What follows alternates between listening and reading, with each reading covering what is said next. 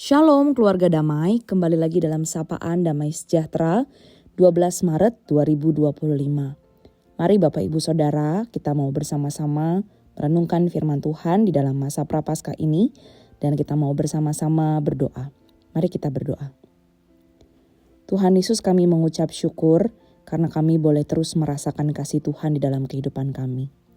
Kami bersyukur untuk anugerah pengampunan yang datang daripada Tuhan, yang mau terus menerima dan mengasihi setiap kami, seorang manusia di dalam segala kelemahan dan keterbatasan kami. Engkau mau terus hadir di dalam kehidupan kami dan bahkan menyatakan anugerah-Mu di dalam kami. Kami bersyukur memiliki Allah seperti Engkau, dan saat ini ya Tuhan, kami rindu belajar kebenaran firman Tuhan, agar kami boleh belajar dari kasih Tuhan, dari pengampunan Tuhan, untuk kami lakukan juga di dalam kehidupan kami.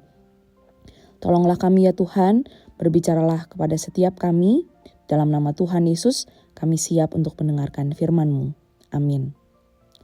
Keluarga damai, perenungan firman Tuhan pada hari ini terambil dalam Kejadian 50, ayatnya yang ke-19 hingga ayatnya yang ke-21. Kejadian 50 ayat 19 hingga ayatnya yang ke-21, demikian bunyi firman Tuhan. Tetapi Yusuf berkata kepada mereka, "Janganlah takut, sebab aku inikah pengganti Allah? Memang kamu telah mereka-rekakan yang jahat terhadap aku, tetapi Allah telah mereka-rekakannya untuk kebaikan, dengan maksud melakukan seperti yang terjadi sekarang ini, yakni memelihara hidup suatu bangsa yang besar. Jadi janganlah takut, aku akan menanggung makananmu dan makanan anak-anakmu juga." Demikianlah ia menghiburkan mereka dan menenangkan hati mereka dengan perkataannya. Sedemikian jauh pembacaan firman Tuhan kita pada hari ini. Bapak Ibu Saudara, tema firman Tuhan kita pada hari ini adalah kelegaan hati dalam mengampuni. Bapak Ibu Saudara, mungkinkah kita mengasihi dan menolong orang-orang yang telah berbuat jahat atau bahkan menyusahkan hidup kita? Mungkin jawabannya bisa jadi. Walaupun saya harus akui sendiri bahwa hal ini sangat sulit untuk dilakukan. Mengasihi orang yang sudah berbuat baik kepada kita tentu akan lebih mudah untuk kita lakukan. Namun mengasihi orang yang telah berbuat jahat, bahkan menyakiti kita, tentu butuh sebuah keberanian dan sikap yang besar hati. Bapak Ibu Saudara, di dalam Alkitab, kisah Yusuf dan saudara-saudaranya menjadi contoh teladan bagi kita. Kisah Yusuf merupakan kisah seorang tokoh yang patut kita teladani. Yusuf memilih untuk menikmati kelegaan dan kebahagiaan dari Tuhan di dalam hidupnya. Meskipun kakak-kakaknya telah melakukan keburukan kepadanya, menaruhnya di sumur, menjualnya kepada para pedagang, hingga menganggapnya seolah-olah sudah mati, tetapi Yusuf tetap bisa melihat kebaikan dan rencana Tuhan dalam hidupnya. Ia menjadi korban dari perlakuan jahat saudara-saudaranya. Tetapi ketika ia diangkat oleh Tuhan menjadi seorang yang berkuasa di Mesir, sebenarnya ia mempunyai kesempatan untuk membalas kejahatan saudara-saudaranya itu yang sudah menyusahkannya di masa lalu. Setelah Yakub meninggal, bahkan saudara-saudaranya datang untuk menyatakan, "Kami datang untuk menjadi budakmu." Bapak Ibu Saudara, permintaan mereka ini kelihatannya mengikuti prinsip mata ganti mata, gigi ganti gigi. Dahulu mereka menjual Yusuf sebagai budak, sehingga rasanya adil jika saudara-saudaranya kini menjadi budak Yusuf. Tetapi Bapak Ibu Saudara, Yusuf menenangkan hati saudara-saudaranya. Ia bahkan meminta mereka untuk tidak takut, tidak cemas, tidak melihat hati Daud yang jahat.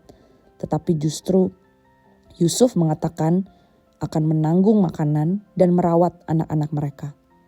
Bapak Ibu Saudara, mengapa Yusuf dapat bersifat demikian dan murah hati kepada saudara-saudaranya? Tentu kita dapat saksikan bagaimana Yusuf sadar bahwa di balik rekaan rancangan jahat saudara-saudaranya terselip rencana baik Allah yang begitu besar, yaitu memelihara suatu bangsa yang besar. Bapak Ibu Saudara, Yusuf memahami bahwa saudara-saudaranya adalah alat yang Tuhan pakai untuk membawanya datang ke Mesir. Dan ini sebagai persiapan agar mereka semua selamat, bahkan seluruh Mesir dan daerah sekitarnya. Bapak Ibu Saudara, kalau kita lihat dalam kisah Yusuf, ia memiliki hati yang besar. Ia mampu melupakan dan tidak membalas kejahatan saudara-saudaranya. Kalau saja dia berfokus mendendam kepada perlakuan jahat saudara-saudaranya di masa lalu, tentu ia hanya menghabiskan waktunya untuk membalas dan mencari kesempatan menghancurkan hidup saudara-saudaranya. Bapak Ibu Saudara, dia berfokus kepada Tuhan. Dia tidak berfokus kepada dendamnya, tetapi dia berfokus kepada Tuhan yang berkuasa membawanya ke masa depan yang penuh dengan damai sejahtera. Nyata terbukti bukan bahwa ia tetap setia kepada Tuhan dan dia tetap berjalan melakukan kebenaran dan bahkan setia di dalam pekerjaannya, sehingga akhirnya dia diangkat untuk menjadi orang kepercayaan yang memimpin suatu bangsa yang besar. Bapak Ibu Saudara, pada suatu hari ada seorang sipir penjara yang juga menjaga Nelson Mandela yang pada waktu itu dipenjarakan oleh lawan politiknya. Dan selama 27 tahun di penjara, dia seringkali menyiksa Mandela. Di situasi yang berubah terbalik, ketika Mandela menjadi presiden Afrika Selatan dan dia dipanggil ke hadapan Mandela, sipir itu sangat ketakutan, mengira bahwa Mandela akan membalas, menyiksa dan bahkan memenjarakannya. Tetapi Bapak Ibu Saudara, Nelson malah merangkul dan justru mengatakan, hal pertama yang kulakukan ketika menjadi presiden adalah memaafkanmu. Bapak Ibu Saudara, sebuah kisah dari Yusuf dan juga kisah dari Nelson Mandela yang justru mendapatkan kelegaan ketika mereka mengampuni orang yang menyakitinya.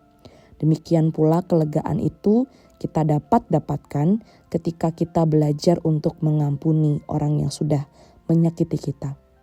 Bapak Ibu Saudara, kita sudah beroleh jaminan pengampunan atas dosa-dosa kita. Kita juga sudah memperoleh keselamatan dari kebinasaan kekal dan kita boleh mendapatkan hidup yang kekal karena kita sudah percaya dan menerima Kristus sebagai Tuhan dan Juru Selamat kita. Bapak Ibu Saudara, ketika kita menyadari besarnya kasih Allah di dalam Yesus Kristus, sebaiknya dan seharusnya kita pun memiliki hati yang besar seperti Yusuf. Hati yang mampu mengasihi dan menolong orang lain, bahkan ketika mereka berbuat jahat dan menyusahkan hidup kita. Bapak Ibu Saudara, seperti Yusuf yang memilih untuk menikmati kelegaan dan kebahagiaan dari Tuhan di dalam hidupnya, dia tidak menyesakkan diri dengan menyimpan dendam dan kesalahan orang lain, tetapi justru belajar melepaskan pengampunan dan menikmati kasih dari Tuhan. Marilah kita pun belajar untuk mengampuni dan mengasihi orang-orang yang telah menyakiti hati kita dan menikmati kelegaan serta kebahagiaan dari Tuhan dalam hidup kita. Mari Bapak Ibu Saudara kita merenungkan bagian firman Tuhan ini. Mari kita mengingat mungkin adakah orang-orang yang menyakiti hati kita. Mari Bapak Ibu Saudara kita menyebutkannya di dalam doa dan meminta Tuhan memberikan hati yang besar untuk boleh mengampuni, memberikan pengampunan kepada mereka yang sudah menyakiti kita. Dan biarlah kasih Tuhan itulah yang boleh membalut luka-luka di dalam hati kita. Mari kita berdoa.